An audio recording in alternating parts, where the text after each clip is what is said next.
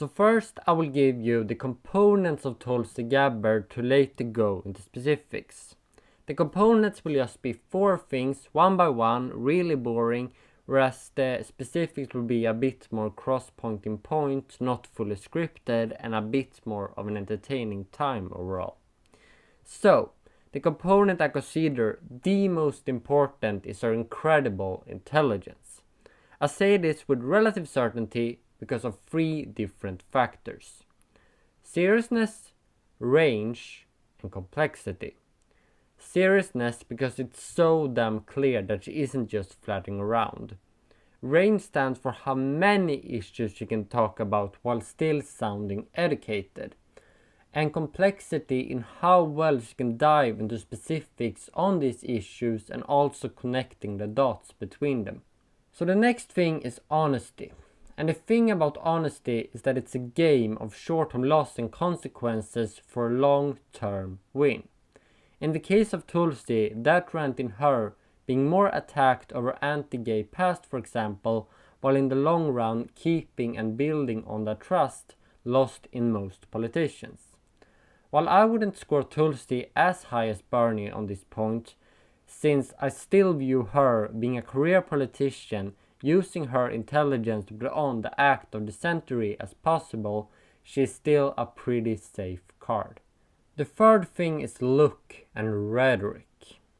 Tulsi's IQ isn't just limited to logic, she's a hell of a speaker as well. Together with look, these stand for the manipulative part of Tulsi Gabbard, the part I don't want to affect my judgment, but I know deep inside that it does. Is she really all that intelligent, or am I having a lower standard here due to her sex? Is it what she said I really like, or the way she said it?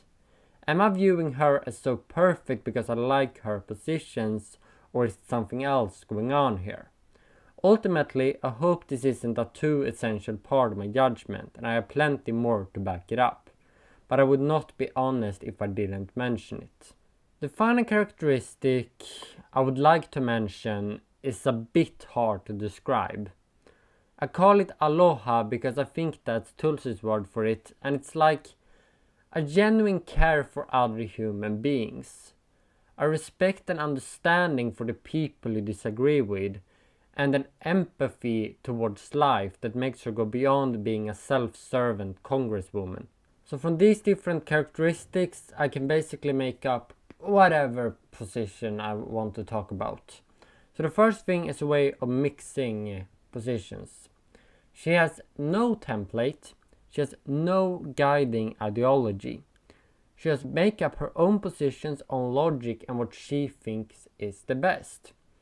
She is a hardcore progressive on economics, and she's very hard on climate change, which I think is really important that a American politician is hard on climate change. Yes, my personal opinion.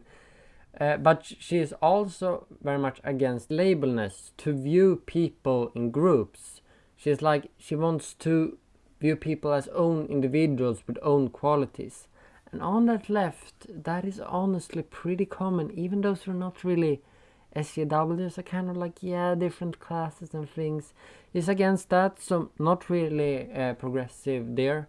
She's also a nationalist and tough on migration, and that's not a position you associate with the left at all. I also like how she uses that labelness to collaborate with people she normally does not agree with Republicans she normally does not agree with, because she really doesn't care. She's only based on issues, and she always makes sense of it too. That's the thing. Even on a position that I don't really agree with her position, migration is a good example.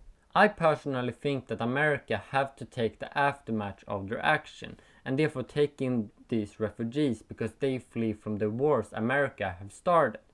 But at the same time, I understand her position of national security, and I also can't blame her too much when she wants to end the root of the problem.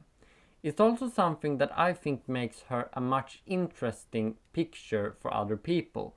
Like a person like Sargon of Akkad, I think the reason why he likes Tulsi Gabbard is because she's a nationalist.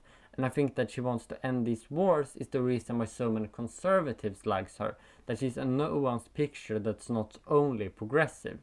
And that's the pattern, literally 100% of the time. I may not always agree with her position, but I always understand it. The only exception is Modi in India, and that's because I've never seen her talk about it. So when you see Tulsi Gabbard, don't just judge what other people say about her, listen to her. The picture I've got in the end is that I just trust her. I know that's a bad approach, I should not be that uncritical of a person. But on critical issues, take torture. Tulsi said in a very old clip that she has a split picture of torture. I believe her. I believe she will only use torture in a case of an actual national security, not a Trump national security. In a situation like the Cuban Missile Crisis, if torture is a useful tool that can make the country safer, she might use that, otherwise she will not. Same thing with drone strikes. Many people have said that even if Tulsi wants to bring back the troops and end the wars, she wants to continue with the drone strike program. But I believe that with a President Tulsi Gabbard, these drone strikes will actually be targeting terrorists. It will not be drone striking just for the sake of drone striking. It will be effective drone strikes that are based on evidence that target as many terrorists as possible while trying to avoid as many civilians as possible.